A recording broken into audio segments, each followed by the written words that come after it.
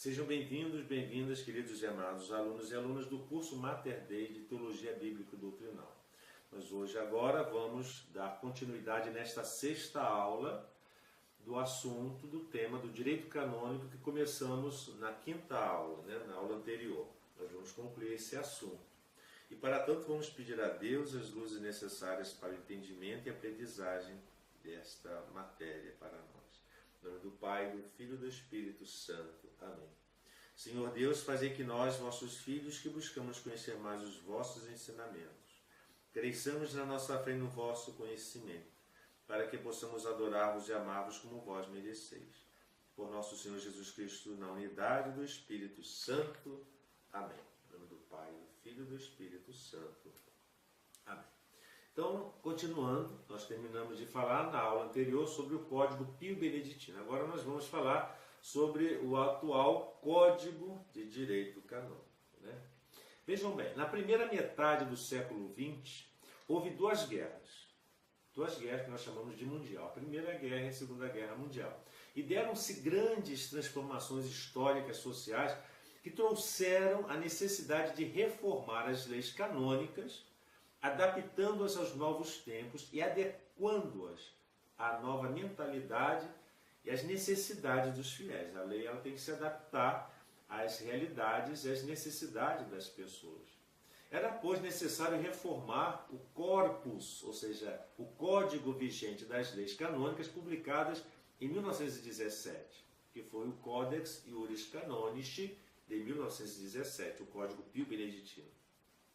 O Papa João XXIII anunciara no dia 25 de janeiro de 1959 a intenção de realizar o Sínodo Romano e de convocar o Concílio Ecumênico, e que estes acontecimentos seriam necessariamente a preparação para se realizar a desejada renovação do Código de Direito Canônico. Foi a realização do Concílio Vaticano II que muito contribuiu para a elaboração das leis do atual Código de 1983. Pois a reforma das normas do Código de 17 devia realizar-se de acordo com as indicações e princípios orientadores a estabelecer pelo próprio concílio. Então é o concílio que iria dar as diretrizes de como seria elaborado esse novo código. Então foi um pressuposto necessário. Com essa finalidade, o Papa constituiu em 28 de março de 1963 uma comissão presidida pelo cardeal Pietro Ciriari, mas os trabalhos da comissão foram adiados até a conclusão do concílio. Ele instituiu uma comissão, mas eles acharam melhor concluir o concílio para que se pudesse depois retomar a questão do código, uma questão de princípio de anterioridade. A inauguração pública dos trabalhos da revisão do Código de Direito Canônico foi celebrada em sessão solene, ou seja, a inauguração pública para a retomada desse estudo para a reformulação do Código, foi celebrada numa sessão solene no dia 20 de novembro de 1965, na presença do Papa Paulo VI. Passados 20 anos, ou seja, de 65, 20 anos, 85, o Código de Direito Canônico foi promulgado pelo Papa João Paulo II, mediante a Constituição, documento Constituição Sacra Disciplinae Leges, de 25 de janeiro de 1983. Princeps Legum Ecclesiasticarum Corpus por Universa Ecclesia Latina. Então, era o primeiro corpo das leis eclesiásticas para toda a Igreja Latina, que somos do Ocidente. Não era para o Oriente, mas para a Igreja Latina. Para vigorar com força de lei a partir do primeiro dia do advento daquele ano mesmo de 1983. Para as igrejas orientais, foi promulgado mediante a Constituição Apostólica Sacra Canonis, de 18 de outubro de 1990, ou seja, 7 anos depois de promulgado o Código de Direito Canônico para a Igreja Latina, o Código dos Cânones das Igrejas Orientais de 1990, Codex Canonum Ecclesiarum Orientalium, com 1.546 cânones, agrupados em 30 títulos, que correspondem ao diferente caráter das suas tradições e organização institucional. E o Código de Direito Canônico de 83? Bem, vamos falar um pouco agora sobre esse Código de Direito Canônico de 1983. Vamos falar de uma maneira assim, muito sintética, porque o assunto é extenso, né? O Código de Direito Canônico de 1983, nós, como já dizemos, que o Código é uma organização jurídica produzida pelo conjunto de normas que a autoridade competente da Igreja determina ou faz valer. Tem vários ramos, tais como o direito administrativo, canônico, o direito matrimonial canônico, o direito penal canônico e outros ramos dentro do próprio direito canônico. Está praticamente todo condensado no Código de Direito Canônico, esses ramos todos do direito canônico. Quer sejam normas materiais, quer sejam normas processuais. Se é certo que o Código não substitui a fé, a graça e os carismas e a caridade na vida da Igreja ou dos fiéis, também é certo que torna mais fácil o seu desenvolvimento ordenado na vida, quer da sociedade eclesial, quer de cada um dos homens que dela faz parte. O Código é o instrumento indispensável para assegurar o quê? A ordem na vida individual e pessoal e social, na própria atividade da Igreja. Hoje, o Código de Direito Canônico de 1983, o Codex Iuris Canonici, mais conhecido como CIC, é o principal documento legislativo da Igreja. Contém os elementos fundamentais da estrutura hierárquica e orgânica da Igreja, as principais normas referentes ao exercício do tríplice munus confiado à própria Igreja e define as regras e as normas de comportamento. O Código de Direito Canônico, portanto, é um corpus, um corpo jurídico principal de leis eclesiásticas. Contém normas precisas apoiadas num sólido fundamento jurídico, canônico e teológico. Nele se encontram normas de direito material e normas de direito processual, direito que nós chamamos de adjetivo e direito substantivo. Peritos, pastores e fiéis entendem e aplicam com alguma facilidade este novo código por virtude da sua simplicidade, clareza, beleza e ciência de verdadeiro direito que ele contém. Com efeito, nos dá normas seguras para que a comunidade eclesiástica seja vigorosa, cresça e que floresça. Mas os verdadeiros conhecedores das leis canônicas, da sua interpretação e aplicação, mais esclarecida e fundamentada, são os denominados canonistas. Esses canonistas, eles conhecem os princípios e a história do direito canônico e sugerem, por vezes, a alteração de alguns preceitos, a fim de os adequar às realidades dos tempos e das diversas regiões do mundo católico. É um direito que pode variar, porque ela é de direito eclesiástico, não é de direito divino. Ela é mutável. O Papa Bento XVI, pela carta apostólica em forma de motu próprio chamado Omnium in Mentem, de 26 do mês de outubro do ano de 2009, após pareceres tanto dos padres da Igreja, da Congregação para a Doutrina da Fé e do Pontifício Conselho para os Textos Legislativos, como também das conferências episcopais, modificou algumas normas do direito canônico, designadamente os cânones 1008, 1009, 1086, 1117 e 1124 do Código de Direito Canônico sobre a aprovação e definição dos requisitos para a validade dos sacramentos da ordem e do matrimônio e sobre o ato formal da separação da Igreja. Se as mudanças da sociedade humana requerem uma nova revisão do Código, a Igreja pode tomar o caminho da renovação, tal como, ao longo dos séculos, a disciplina da Igreja ela se adaptou adequadamente às novas circunstâncias. Como conhecia bem o Papa João XXIII, ele disse: o mundo tem os seus problemas e a Igreja sempre tomou a peito esses problemas. A doutrina da Igreja abarca o homem todo, no seu corpo e na sua alma, e pede-nos que sejamos na terra peregrinos a caminho da pátria celeste. Isso dizia o Papa João XXIII. O concílio voltara toda a sua atenção para a igreja como o povo de Deus, e a sua constituição hierárquica parece fundamentada no colégio dos bispos, unidos com a cabeça. Por analogia, nós podemos dizer, com o concílio, que o novo código é fruto de uma elaboração colegial, não é uma coisa que surgiu assim, né, ex ponte própria do sumo pontífice, não, ela é, digamos, o fruto de uma colaboração colegial, quer no que se refere à redação material do texto, quer à substância, o sentido das leis.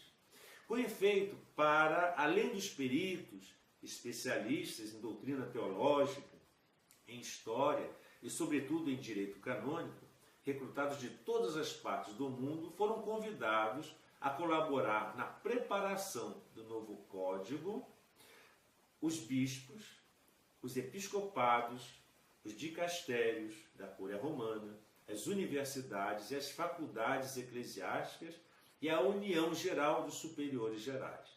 Durante os trabalhos colaboraram com a comissão 105 cardeais, 77 arcebispos e bispos, 73 presbíteros seculares, 47 presbíteros religiosos, 3 religiosas e 12 leigos.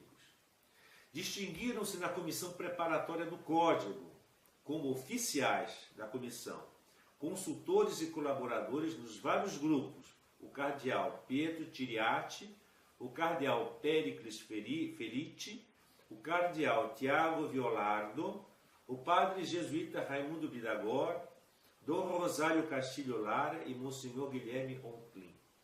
O padre jesuíta Antônio Leite, nascido em 2004, canonista português, foi o professor catedrático da Universidade Católica Portuguesa. Foi convidado a participar na comissão revisora do Código de Direito Canônico. A revisão do Código ela foi orientada por determinado método aplicado à doutrina da Igreja. Assim, a comissão teve em conta 10 princípios. Conservar a índole jurídica do Código, que é exigida pela própria natureza social da Igreja. Existir coordenação entre o foro interno e o foro externo, que é próprio da Igreja. Ter em conta, além da virtude da justiça, a caridade, a temperança, a humanidade e a moderação, para favorecer ao máximo a cura das almas, a salvação das almas.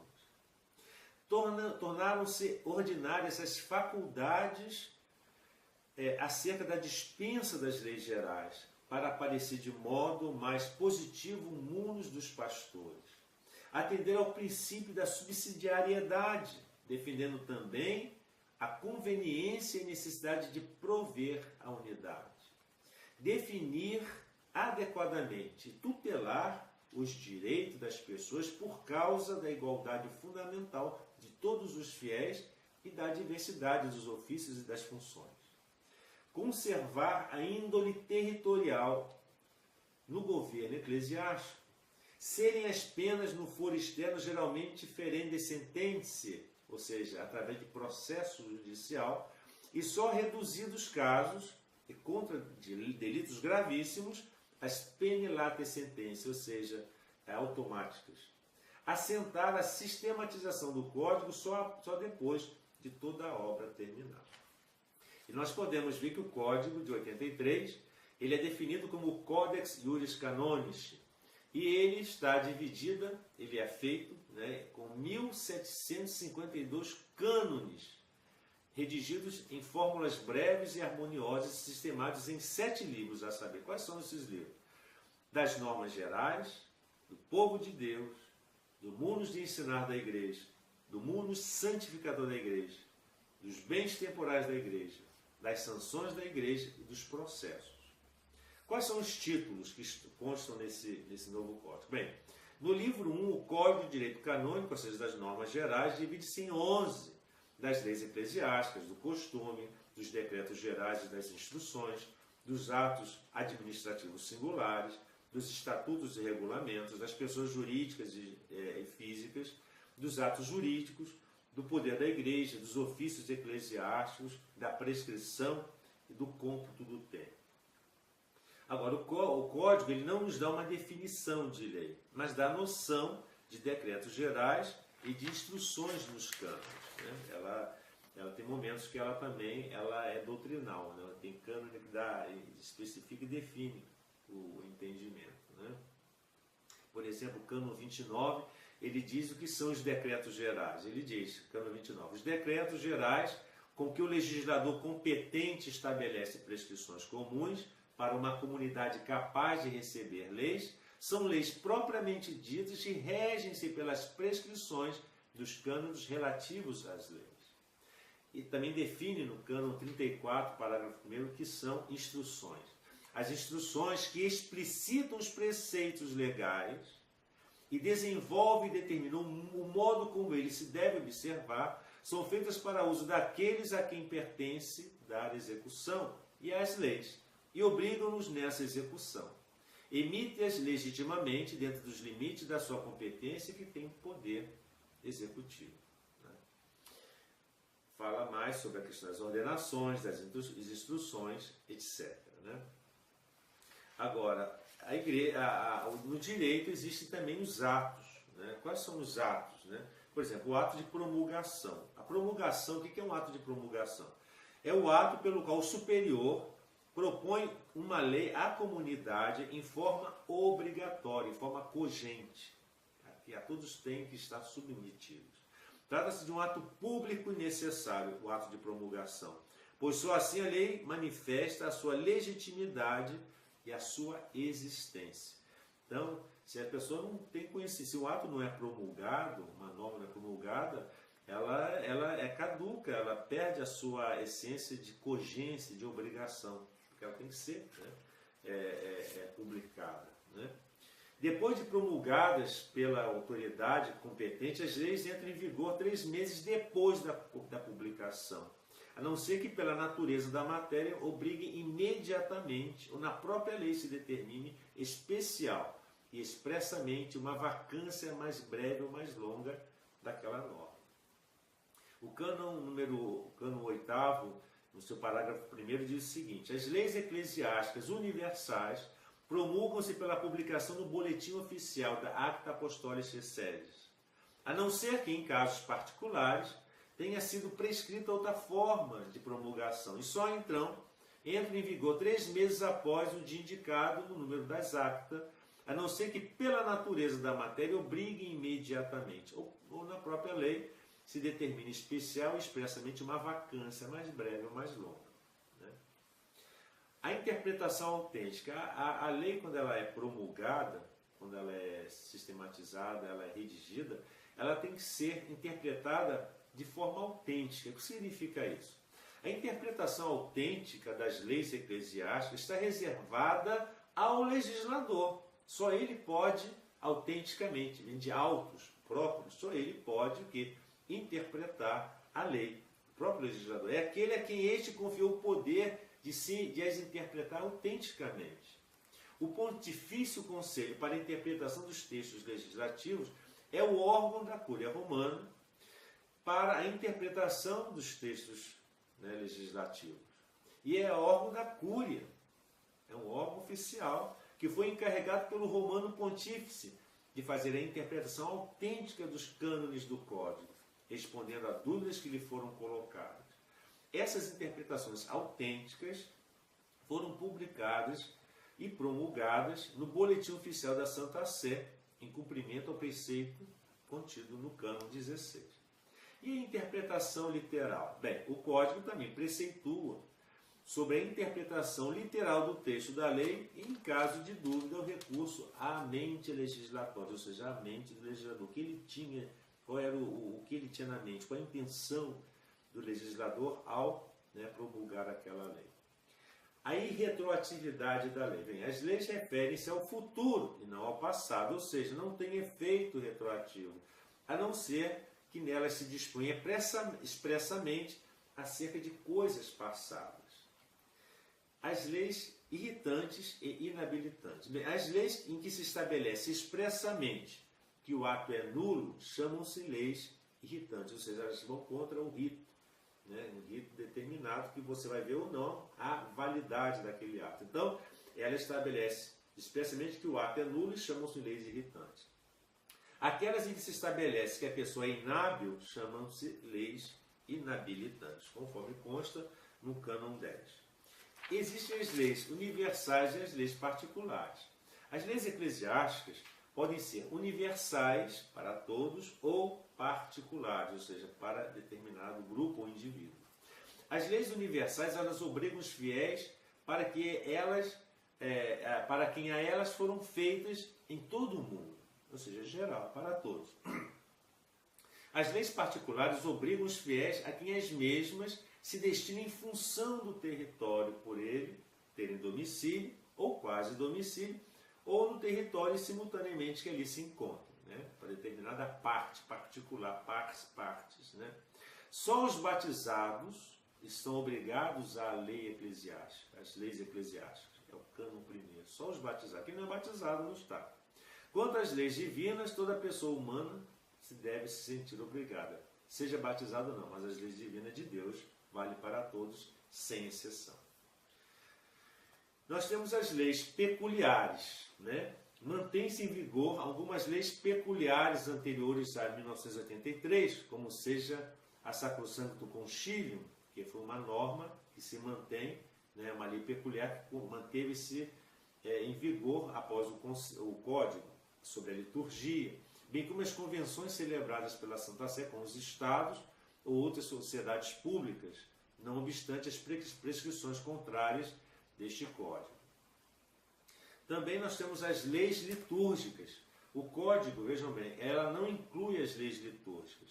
Ela mantém sua validade as leis litúrgicas que estavam em vigor, a não ser que alguma delas sejam contrárias aos cânones do atual Código. Ela não rege, ela não regulamenta a questão de liturgia. Diz o cânon 2, o Código geralmente não determina os ritos a observar na celebração das ações litúrgicas. Por isso, as leis litúrgicas atualmente em vigor mantêm a sua validade, a não ser que alguma delas seja contrária aos cânones deste Código.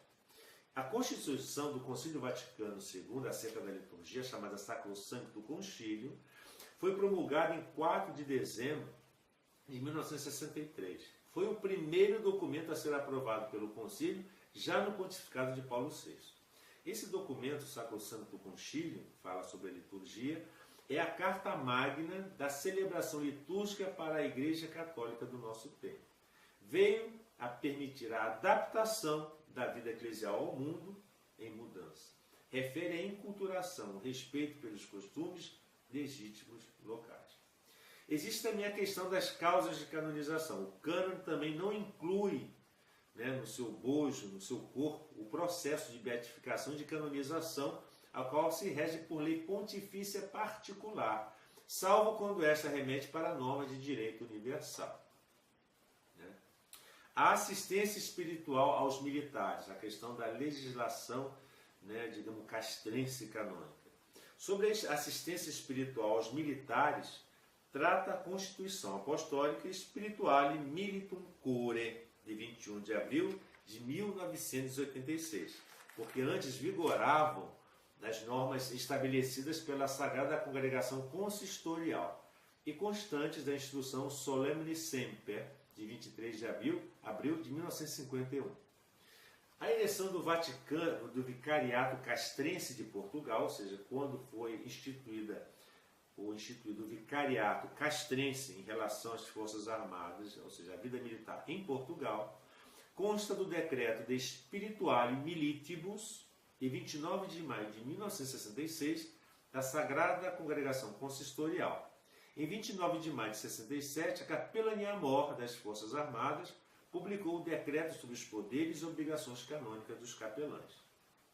Segundo essa Constituição Apostólica Spirituale Militum Cure, de 21 de abril de 1966, são estabelecidas o quê? Normas gerais, válidas para todos os ordinariatos militares, antes chamados vicariatos castrenses, que devem depois ser completadas no quadro desta lei com os estatutos instituídos pela Sé Apostólica para cada ordinariato, uma vez que não podem ser idênticas para todos os países, pois cada país tem o seu ordenamento, sua própria Constituição. Devidas não só ao diferente número de católicos empenhados no serviço militar, mas também às diversas circunstâncias que se verificam em cada um desses lugares, desses países. Os estatutos do ordinariato castrense foram aprovados pela Congregação para os Bispos pelo decreto de aprovação de 3 de setembro de 1988. Então aqui eu termino, a parte de direito canônico, que é extensa, muito grande, mas eu não tenho a pretensão aqui de esgotar esse assunto, somente em 2 aulas, de uma maneira muito perfunctória, muito superficial, mas que consta na nossa apostila. E no final da nossa apostila nós indicamos uma bibliografia onde o aluno, as pessoas interessadas, poderão se aprofundar nesse assunto. Ou aquelas que nos consultarem através dos nossos meios de contato, de comunicação. Na próxima aula, a 7ª aula desse 15º módulo, nós vamos já tratar sobre o assunto da Mariologia, o estudo sobre o Tratado de Nossa Senhora. Que o Senhor nos abençoe, guarde-nos de todo o mal, nos conduza à vida eterna.